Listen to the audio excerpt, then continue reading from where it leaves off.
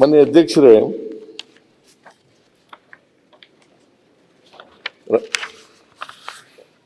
ಇವರು ಸುರೇಶ್ ಕುಮಾರ್ ಅವರು ಸರ್ಕಾರನ ಅಬೆಟ್ಟರ್ ಅಂತ ಕರೆದಿದ್ದಾರೆ.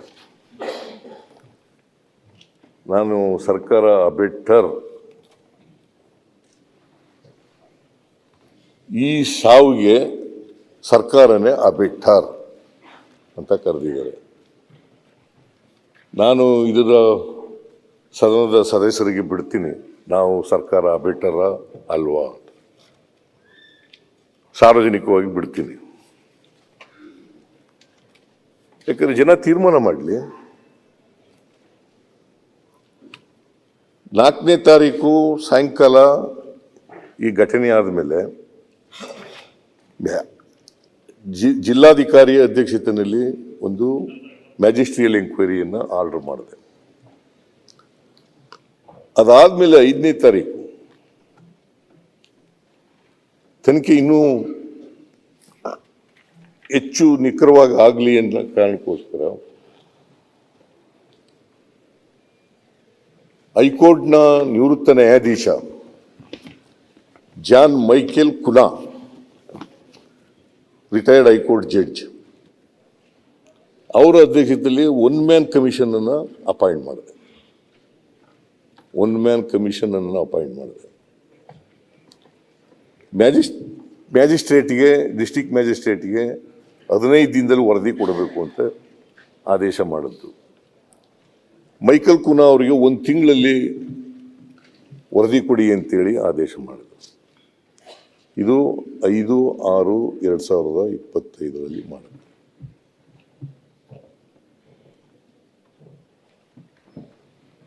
ಮೈಕೆಲ್ ಕುನಾ ಅವರು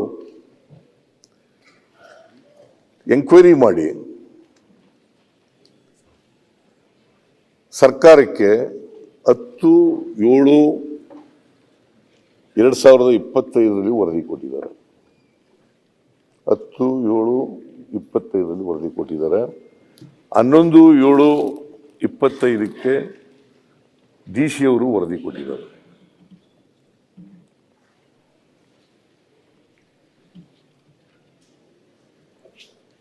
ನಾನು ಈ ಅಬೆಟ್ಟರ್ ಅಂತ ಹೇಳಿದ್ರಲ್ಲ, ಇದು ಏನು, ಈ ಘಟನೆಗಳನ್ನೆಲ್ಲ ನೋಡ್ತಾ ಇದ್ದೆ. ಹಿಂದೆ ಎಲ್ಲ ಘಟನೆಗಳು ಏನೇನು ನಡೆದಿದ್ದಾವೆ ಆ ಘಟನೆಗಳನ್ನೆಲ್ಲ ನೋಡ್ತಾ ಇದ್ದೆ.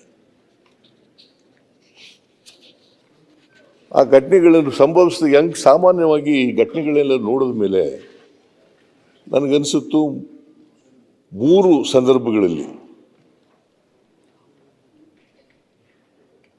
ಈ ಕಾಲ್ತುಳಿತಗಳಾಗಿರ್ತಕ್ಕಂಥ ಸಂದರ್ಭಗಳನ್ನು ನೋಡಿದೆ ನಾನು.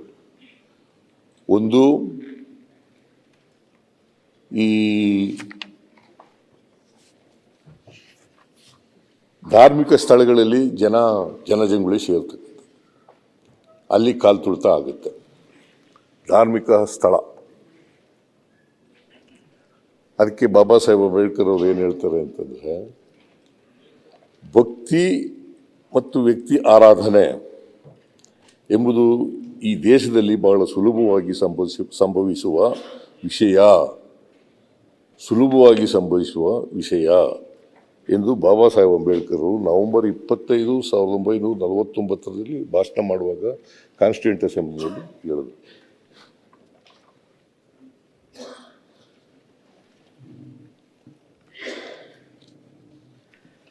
ಅದರಿಂದ ಧಾರ್ಮಿಕ ಸ್ಥಳದಲ್ಲಿ ಸೇರುವ ಭಕ್ತರು ಸೇರ್ಬಿಡ್ತಾರೆ. ಭಾಳ ಸಾವಿರಾರು ಜನ, ಲಕ್ಷಾಂತರ ಜನ ಸೇರ್ಬಿಡ್ತಾರೆ. ಅಂಥ ಸ್ಥಳಗಳಲ್ಲಿ ನಡೀತದೆ, ಕಾಲ್ತುಳಿತ ಆಗುತ್ತೆ. ಕ್ರೀಡೆ ಅಥವಾ ಇನ್ಯಾವುದೇ ಸಂಭ್ರಮಾಚರಣೆ ಅಥವಾ ಶೋಕಾಚರಣೆ ಸಂದರ್ಭದಲ್ಲಿ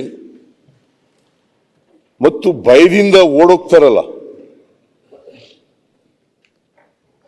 ಭಯದಿಂದ ಓಡುವಾಗ ಕಾಲ್ತುಳಿತಗಳು ಆಗ್ತವೆ. ನಾನು ಸಾಮಾನ್ಯವಾಗಿ 3 ಈ ಥರದ ಸಂದರ್ಭಗಳಲ್ಲಿ ಕಾಲ್ ತುಳಿತ ಆಗ್ತವೆ ಅಂತಕ್ಕಂಥದ್ದನ್ನು ನೋಡಿದ್ದೇನೆ. ಕಳೆದ 20 ವರ್ಷಗಳಲ್ಲಿ ಅಲ್ಲ 10 ವರ್ಷಗಳಲ್ಲಿ 20 ಕಾಲ್ ತುಳಿತಗಳಾಗಿದ್ದಾವೆ. 10 ವರ್ಷಗಳಲ್ಲಿ 20 ಕಾಲ್ ತುಳಿತಗಳಾಗಿದ್ದಾವೆ. ನಾನು ಬಹಳ ಹಿಂದಿನಿಂದ ಹೋಗಲ್ಲ, 2008ರಿಂದ ಹೇಳಲಿಕ್ಕೆ ಬಯಸ್ತೇನೆ. 3/8/2008ರಲ್ಲಿ ನೈನಾದೇವಿ ದೇವಸ್ಥಾನ, ಬಿಲಾಸ್ಪುರ್, ಹಿಮಾಚಲ್ ಪ್ರದೇಶ್, 162 ಸಾವುಗಳಾಗ್ತವೆ ಕಾಲು ತುಳಿತದಿಂದ. ಆಗ ಅಧಿಕಾರದಲ್ಲಿದ್ದವರು ಬಿಜೆಪಿಯವರು. ಪ್ರೇಮ್ ಕುಮಾರ್ ದುಮಾಲ್ ಅಂತಕ್ಕಂಥವರು ಚೀಫ್ ಮಿನಿಸ್ಟರ್, ಅವರು ಬಿಜೆಪಿ ಚೀಫ್ ಮಿನಿಸ್ಟರ್.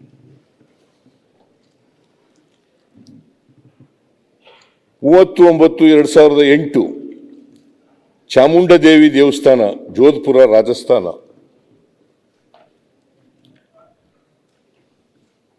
ಅಲ್ಲಿ ಸುಮಾರು 250 ಜನ ಸಾಯ್ತಾರೆ. 250 ಜನ ಕಾಲ್ ತುಳಿತದಿಂದ 250 ಜನ ಸಾಯ್ತಾರೆ. ಆಗ ಬಿಜೆಪಿ ಅಲ್ಲಿ ಇದ್ದದ್ದು, ಅಧಿಕಾರದಲ್ಲಿ ಇದ್ದದ್ದು ಬಿಜೆಪಿ ಪಾರ್ಟಿ. ಆಗ ಚೀಫ್ ಮಿನಿಸ್ಟರ್ ಆಗಿದ್ದವರು ವಸುಂಧರಾ ರಾಜೆ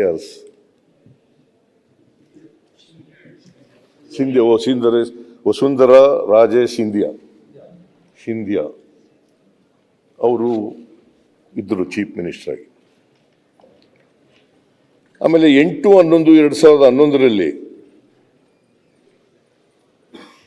ಹರ್ಕಿ ಪೌರಿ ಘಾಟ್, ಹರಿದ್ವಾರ್, ಉತ್ತರಾಖಂಡ್, ಅಲ್ಲಿ ಕಾಲ್ ತುಳಿತ ಆಗುತ್ತೆ. 20 ಸಾವುಗಳಾಗ್ತವೆ. ಆಗ ಅಧಿಕಾರದಲ್ಲಿದ್ದವರು ಬಿಜೆಪಿಯವರು. BC ಖಂಡೂರಿ ಅಂತಕ್ಕಂಥವರು ಚೀಫ್ ಮಿನಿಸ್ಟರ್. 19/11/2012 ಅದಾಲತ್ ಘಾಟ್, ಪಾಟ್ನಾ, 20 ಸಾವಾಗ್ತವೆ ಕಾಲ್ ತುಳಿತದಿಂದ. ಬಿಜೆಪಿ JDU ಸಮ್ಮಿಶ್ರ ಸರ್ಕಾರ ಇರ್ತದೆ. ಮುಖ್ಯಮಂತ್ರಿ ನಿತೀಶ್ ಕುಮಾರ್.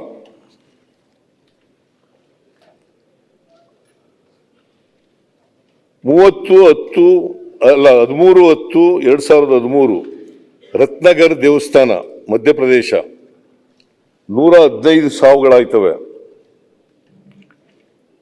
ಅವಾಗ್ಲೂ ಅಧಿಕಾರದಲ್ಲಿದ್ದವರು ಬಿಜೆಪಿ ಪಕ್ಷ. ಆಗ ಮುಖ್ಯಮಂತ್ರಿ ಆಗಿದ್ದವರು ಯೋಗಿ ಆದಿತ್ಯನಾಥ ಅವರು.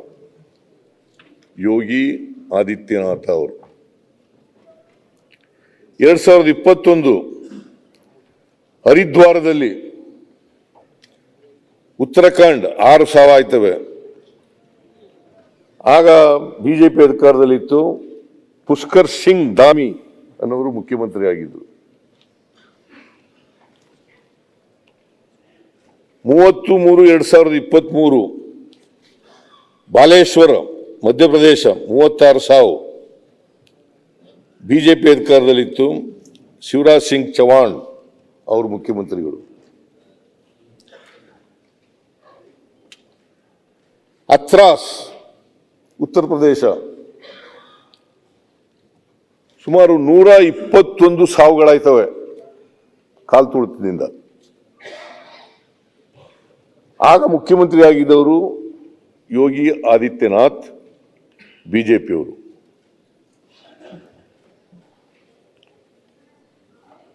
ಇತ್ತೀಚೆಗೆ ಜನವರಿನಲ್ಲಿ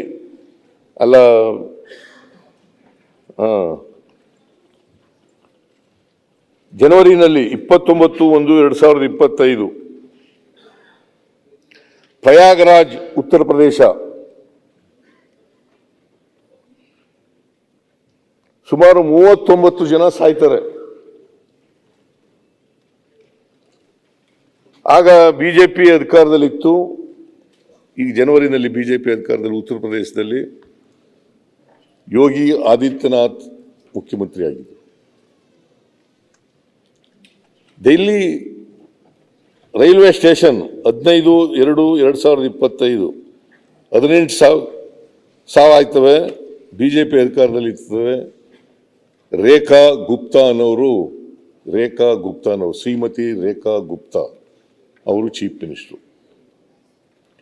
3/5/2025 ಲಾಯ್ರಿ ದೇವಿ ದೇವಸ್ಥಾನ ಗೋವಾ 6 ಜನ ಸತ್ತೋಗ್ತಾರೆ ಕಾಲ್ತುಳಿತದಲ್ಲಿ. ಬಿಜೆಪಿ ಅಧಿಕಾರದಲ್ಲಿತ್ತು. ಪ್ರಮೋದ್ ಸಾವಂತ್ ಅವರು ಗೋವಾದ ಮುಖ್ಯಮಂತ್ರಿ. 9/6/2025 ಮುಂಬೈ ರೈಲ್ವೆ ಸ್ಟೇಷನ್ 4 ಸಾವು. BJP Devendra Fadnavis Maharashtra chief minister. 27/7/2025 Haridwar Uttarakhand 6 ಸಾವು. ಬಿಜೆಪಿ ಪುಷ್ಕರ್ ಸಿಂಗ್ ಧಾಮಿ ಮುಖ್ಯಮಂತ್ರಿ. ಆಮೇಲೆ ಮಾನ್ಯ ಅಧ್ಯಕ್ಷರೇ, ಗುಜರಾತ್ನಲ್ಲಿ 2022 ಮತ್ತು 25ರಲ್ಲಿ 2022 ಮತ್ತು 2025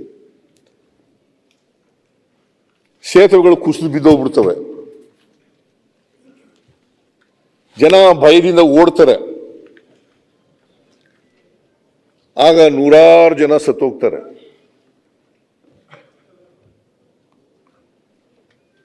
ಇದು ಭಾರತದಲ್ಲಿ ಆಗಿರ್ತಕ್ಕಂಥದ್ದನ್ನು ಕೆಲವು ಘಟನೆಗಳನ್ನು ಪ್ರಸ್ತಾಪ ಮಾಡಿದ್ದೀನಿ. ಇದು ಬರೀ ಭಾರತಕ್ಕೆ ಸೀಮಿತ ಅಲ್ಲ, ಜಗತ್ತಿನ ಬೇರೆ ಬೇರೆ ದೇಶಗಳಲ್ಲೂ ಕೂಡ ಕಾಲ್ತುಳಿತ ಆಗಿದ್ದಾವೆ. ಜನರು ಸತ್ತಿದ್ದಾರೆ.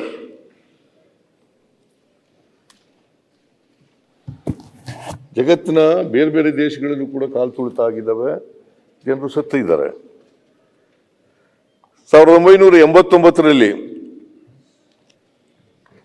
ಇಂಗ್ಲೆಂಡ್ನ ಶೆಫೀಲ್ಡ್ 97 ಜನ ಮರಣ ಹೊಂದಿದರು. ಆಮೇಲೆ ಅಮೆರಿಕ 2013ರಲ್ಲಿ 3 ಜನ ಮರಣ ಹೊಂದ್ತಾರೆ ಕಾಲ್ತುಳಿತದಿಂದ. 2022ರಲ್ಲಿ ಇಂಡೋನೇಷಿಯಾದ ಫುಟ್ಬಾಲ್ ಸ್ಟೇಡಿಯಂನಲ್ಲಿ 174 ಜನ ಮರಣ ಹೊಂದ್ತಾರೆ. ಅಶೋಕ್ 170 ಇಂಡೋನೇಷಿಯಾ. ನ್ಯೂಸ್ ಫಸ್ಟ್ ನಿರ್ಭೀತಿಯಿಂದ ನಿಮ್ಮ ಪರವಾಗಿ.